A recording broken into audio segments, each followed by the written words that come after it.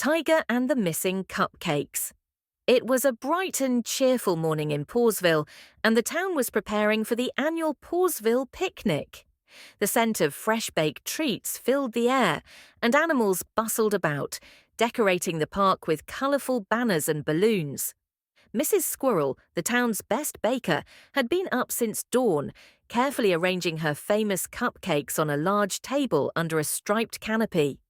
Tiger, the Detective Terrier, strolled into the park wearing his signature detective hat. His best friends, Harry the hamster and Bobby the bunny, followed close behind. "I can already taste those cupcakes," Bobby said, licking his lips. Harry adjusted his tiny spectacles. "Mrs. Squirrel said these are her best cupcakes yet. I can't wait to try one."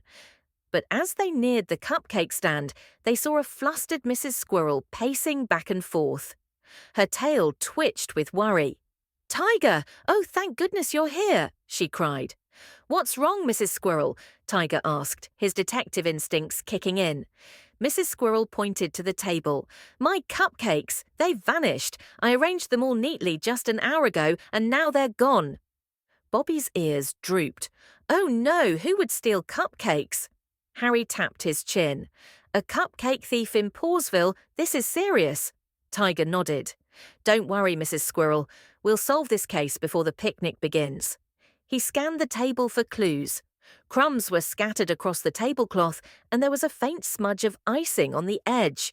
But more interestingly, there were small paw prints leading away from the table. "Look at these," Tiger said, pointing to the prints. "Someone left in a hurry." Harry examined them closely. "They're small and light. Could be a squirrel or a raccoon." Bobby's nose twitched. "Maybe we should follow the crumbs." "Great idea," Tiger agreed. "Let's split up. Bobby, check around the picnic tables. Harry, see if any of the vendors saw anything. I'll follow these tracks."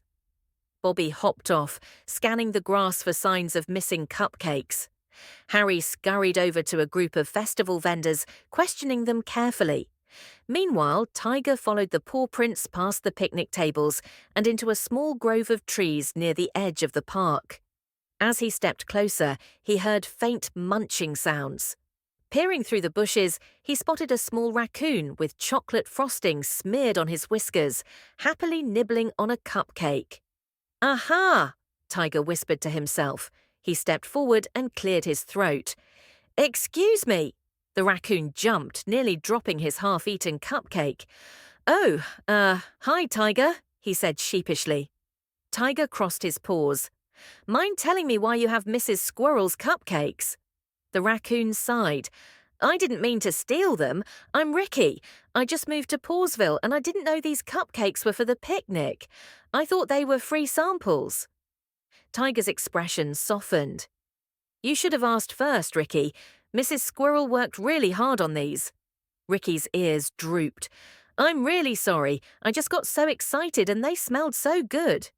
Just then, Bobby and Harry arrived. "Tiger, we found out that—" Bobby started, then stopped when he saw Ricky and the cupcakes. "Looks like you solved the case," Harry said, adjusting his glasses. Tiger turned to Ricky. "There's still time to fix this. If you're truly sorry, maybe you can help Mrs. Squirrel bake a fresh batch." Ricky's eyes lit up. "Really? I'd love to help." A short while later, Ricky stood beside Mrs. Squirrel in her bakery, carefully placing cupcake liners in trays. With Tiger, Harry and Bobby helping as well, a new batch of delicious cupcakes was soon ready. When they returned to the park, Mrs. Squirrel set out the fresh cupcakes just in time for the picnic. The mayor, Mr. Tortoise, made an announcement. "Thanks to Tiger and his friends, the case of the missing cupcakes has been solved, and we even have a new friend in Pawsville."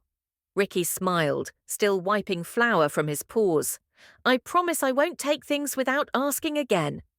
Mrs. Squirrel handed him a cupcake. "You earned this one fair and square." As the animals cheered and the picnic officially began, Tiger sat back, enjoying a cupcake with his friends. "Another mystery solved," Harry said. Bobby grinned. "And it ended with cupcakes. That's the best kind of case," Tiger chuckled, his tail wagging. Agreed, but next time let's hope the only thing missing is our hunger. As the sun shone over Pawsville, the friends knew they had made the picnic and the town a little sweeter.